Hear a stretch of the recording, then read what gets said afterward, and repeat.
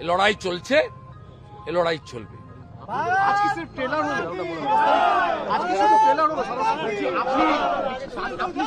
আমাদের ধর্ণা কর্মসূচিও চলছে।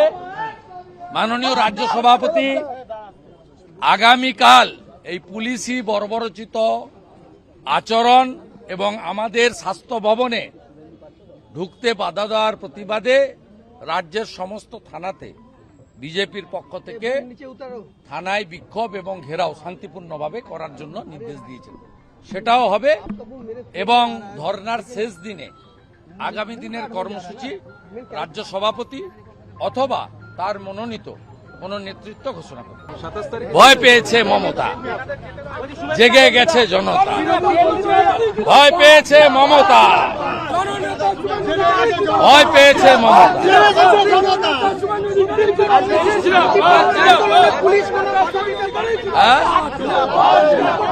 কোন কারণ নেই। ডক্টর সুকান্ত মজুমদার মাননীয় মন্ত্রী রাজ্য সভাপতি, তিনি এখানকার ডিসি অনিশ দাসকে, আমরা দুজন একসঙ্গে ছিলাম, অনুরোধ করলো যে আমি এলওপি 5 জন যাব স্বাস্থ্য ভবন, অ্যালাউ করুন। বলছে না স্যার, অ্যালাউ করতে পারবো না। তাহলে বলুন কি করতে চান, আমরা তো এগোতে চাই। তারপরে ব্যারিকেড, ফার্স্ট ব্যারিকেড ভাঙা হয়েছে, দুহাত চেপে আমি সহ 45 জনকে তুলেছে। সুকান্ত বাবুরা কিছু সমর্থক নিয়ে অনেকটা এগিয়ে যেতে পেরেছেন। লাস্ট ব্যারিকেডে ওদেরকেও আটকে দেওয়া হয়েছে। সেখানে সুকান্ত বাবু এবং যারা যেতে পেরেছিলেন তদ্দূর, অগ্নিমিত্রা পাল, দিলীপ দাস সহ, লকেট চ্যাটার্জি সহ, তারা ওখানে বক্তব্য রেখে আমাদের যে সিম্বলিক প্রোটেস্ট ছিল সেটা রাজ্য সভাপতি সেখানে সমাপ্তি ঘোষণা করেছেন। কিন্তু আমরা অত্যন্ত পরিতাপের সঙ্গে লক্ষ্য করলাম যে ভারতীয় জনতা পার্টির সমর্থকদের হাতে একটা বাঁশ কঞ্চিও ছিল না। প্রভোকেশনের কোনো বিষয় নেই। 8-10 হাজার সমর্থক মিছিলে ছিল। পুলিশের সংখ্যা ন্যূনতম।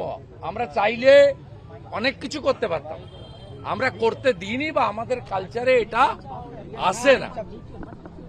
তারপরে টেনে হিঁচড়ে আমাদের গাড়িতে তুললো, প্রিজন মানে কোনো বেসরকারি গাড়িতে নয়, দরজা লাগিয়ে রাখলো।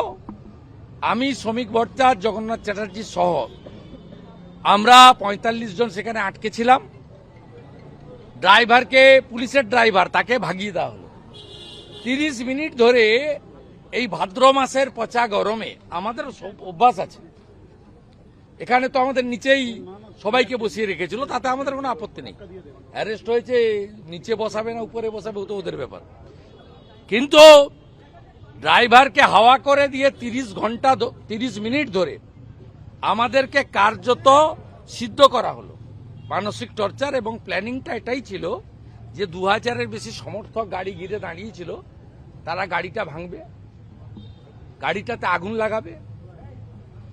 আমাদের বিজেপি কর্মী সমর্থকরা এত সভ্য সুশিক্ষিত, তারা মমতা পুলিশের এবং বিধাননগর কমিশনারের পাতা ফাঁদে পা দেয়নি। এ লড়াই চলছে, এ লড়াই চলবে।